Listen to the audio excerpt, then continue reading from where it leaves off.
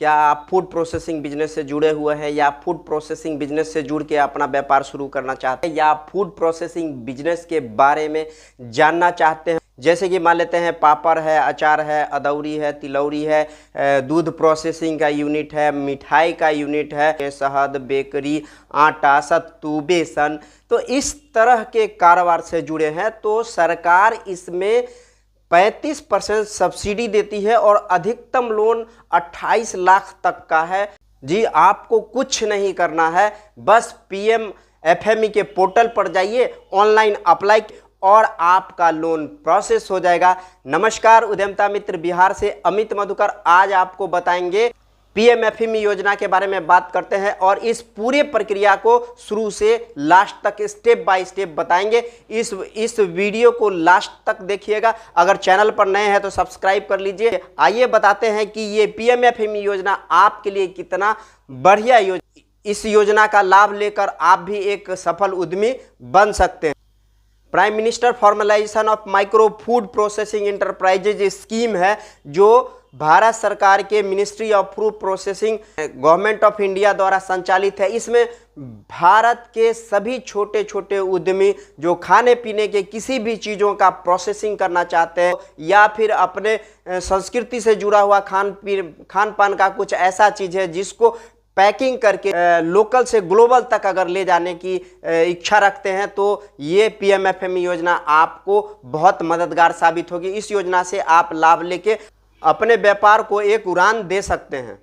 योजना का शुरुआत 2020 में हुई थी और उस समय से लगातार सतत रूप से पूरे भारत में यह योजना चल रही है। इस योजना में खाने पीने की वो चीज़ें जो हमारे दादी, नानी, चाची वगैरह जो बनाती थी और खुद खाने पीने के लिए यूज़ करती थी, उसको हम प्रोसेस करके मार्केटिंग करके और उसको लोकल रूप से लेके ग्लोबल रूप तक अगर ले जाना चाहते हैं तो ये PMFME योजना आपके लिए बहुत कारगर साबित होगी। क्योंकि ये योजना जो है आपको 35% सब्सिडी देती है, यानी वो सब्सिडी कैपिटल सब्सिडी है। जितना लोन लेंगे उसमें 35% सब्सिडी है और वो भी सब्सिडी सिर्फ टर्म लोन के लिए मिलती है, यानी मशीन टूल्स का स्थापना, शेड वगैरह के स्थापना में जो खर्चा होगा उसका 35% सब्सिडी PMFME योजना के अंतर्गत आपको मिलता है। डिटेल से इस योजना को बताते हैं कि PMFME योजना में सरकार 1 लाख से लेके 28,60,000 रुपए तक का सब्सिडी देती है, जिसमें अनुदान यानी सब्सिडी 35% है और वो सब्सिडी का जो अमाउंट है वो मैक्सिमम 10 लाख रुपए तक का हो सकता है। ये लोन 7 साल के लिए मिलता है और ब्याज इसमें 11% है और आपको अपना उसमें 10% राशि लगाना है, यानी कि 10% आपको अपना योगदान देना है और 90% लोन होगा और उस 10 लाख में हमें 35% यानी कि 3.5 लाख रुपए छूट की राशि मिलेगी। टर्म लोन के साथ अगर वर्किंग कैपिटल भी लेना चाहते हैं तो सिर्फ टर्म लोन पर 35% सब्सिडी मिलेगी और वर्किंग कैपिटल पर आपको सब्सिडी नहीं मिलेगी। इस योजना में आप प्रशिक्षण भी पाते हैं संबंधित उद्योग का और उद्योग चलाने के लिए EDP ट्रेनिंग भी आप लोग को दिया जाता है। उसकी जो अकाउंटिंग क्या होगी, उनकी जो प्रोडक्शन की स्थिति क्या होगी, उनकी हमारे ब्रांड की ब्रांडिंग कैसे होगी, हमें मार्केटिंग सपोर्ट की जरूरत होती है, ये PMFME योजना के अंतर्गत शामिल किया गया है। आपको इन चीज़ों का लाभ मिलेगा। FSSAI का लाइसेंस लेना जरूरी होता है, आपको उद्यम रजिस्ट्रेशन करवाना पड़ता है और बाद में जब आप मार्केट में आते हैं तो GST भी लेना जरूरी हो जाता है। GST लेने के बाद ही आप किसी भी प्रोडक्ट को मार्केट में बेच सकते हैं और बैंक आपको लोन देने के लिए डोर स्टेप पे खड़ी है। बहुत बड़ी बात नहीं है। कौन कौन ले सकता है इसके बारे में हम आपसे बात करते हैं। उम्र 18 से ऊपर होना चाहिए और 60 साल के आसपास का होना चाहिए और कुछ डॉक्यूमेंट्स है वो डॉक्यूमेंट्स आपके पास होने, जैसे कि Aadhaar card, PAN card, bank passbook, photo, आपका निवास प्रमाण पत्र, उद्यम रजिस्ट्रेशन, शैक्षणिक प्रमाण पत्र और एक GPS फोटो भी लगता है। प्रोजेक्ट रिपोर्ट आपको बनाने की जरूरत नहीं है। पोर्टल पर जब आप ऑनलाइन करते हैं तो वो ऑटो जनरेटेड प्रोजेक्ट रिपोर्ट है। वो अप्लाई की प्रक्रिया अगर अच्छे से तो वेबसाइट पर ही आप प्रोजेक्ट बना सकते हैं फ्री में। अगर आपको प्रोजेक्ट बनाने में अप्लाई करने में किसी तरह की मदद चाहिए तो आप हमसे संपर्क कर सकते हैं। ऑनलाइन अप्लाई करने के लिए PMFME की आधिकारिक वेबसाइट पर आइए और आपको वहां पर रजिस्ट्रेशन करना होगा। रजिस्ट्रेशन वाला मेनू में जाइए और वहां पर आप रजिस्ट्रेशन कर सकते हैं। रजिस्ट्रेशन करने के बाद उसमें जो आवश्यक जानकारी है उसको फिलअप करना है, सबमिट कर दीजिए। अब DLC क्या करता है कि उस आपके डॉक्यूमेंट को जांच करता है और जांच करने के संबंधित बैंक में भेज दिया।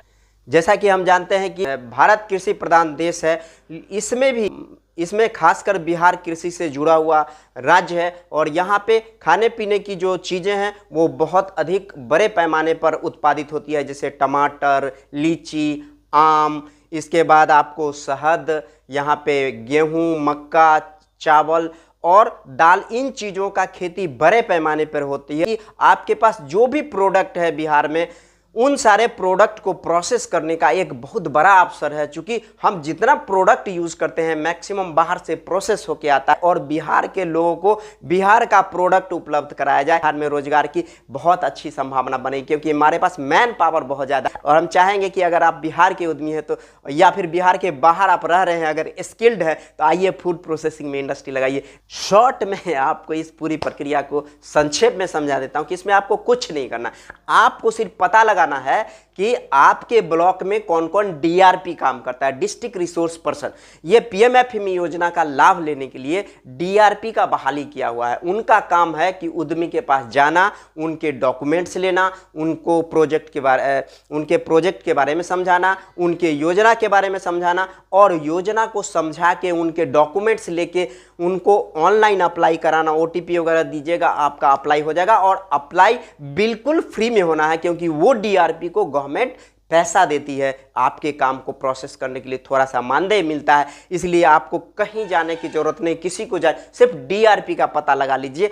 DRP होता है वो रिकमेंड करते हैं कि हमने जो इस व्यक्ति का आवेदन लगाया है वो अच्छा है, उसका मार्केटिंग संभव, वो DLC भेज देता है, district level task force committee है, हर जिला में जिला उद्योग केंद्र में ऑफिस है, वहां पे भेज देती है। आपको नहीं जाना है, वो DRP का काम है कि वहां जाके आपके प्रक्रिया को पूरा करवा। जब आपके आवेदन संबंधित बैंक को फॉरवर्ड किया जाएगा तो बैंक वाले आपके डॉक्यूमेंट्स को वेरीफाई करेंगे। जहां पे आप उद्योग लगाना चाहते हैं वो जगह देखेंगे, शेड देखेंगे, आपका घर देखेंगे, यानी डॉक्यूमेंट और स्थल निरीक्षण करने के बाद आपको बैंक बुलाएंगे, अकाउंट्स खोलेंगे, एग्रीमेंट करेंगे और 2-3 डॉक्यूमेंट्स आपसे मांगेंगे। उद्यम रजिस्ट्रेशन मांग सकते हैं, FSSI रजिस्ट्रेशन मांग सकते हैं, अगर GST वगैरह है तो वो सब मांग सकते हैं। इसके बाद आपको एग्रीमेंट करेंगे और एग्रीमेंट करने के बाद जो कोटेशन लगा हुआ है उस कोटेशन के अकॉर्डिंगली आपको मशीन टूल्स के सप्लायर के अकाउंट में पैसा जाएगा। उससे पहले आपको मार्जिन मनी के रूप में अपना अंशदान 10% खाता में जमा करके पहले से रखना पड़ेगा। यदि यह जानकारी आपको उपयोगी लगता है तो आप इस वीडियो को लाइक कीजिए और चैनल को सब्सक्राइब कीजिएगा और किसी तरह का जानकारी का जरूरत है तो मुझे कमेंट में बताइए, हम आपको इससे संबंधित हर चीज़ से अवगत कराएंगे। अगर अप्लाई करने में किसी तरह की परेशानी है या अप्लाई करवाना चाहते हैं हमारे माध्यम से तो आप हमसे संपर्क कर सकते हैं। और कुछ जानना चाहते हैं तो आप कमेंट कीजिए, अगले वीडियो में आपको और डिटेल में बताएंगे। नमस्कार, जय हिंद।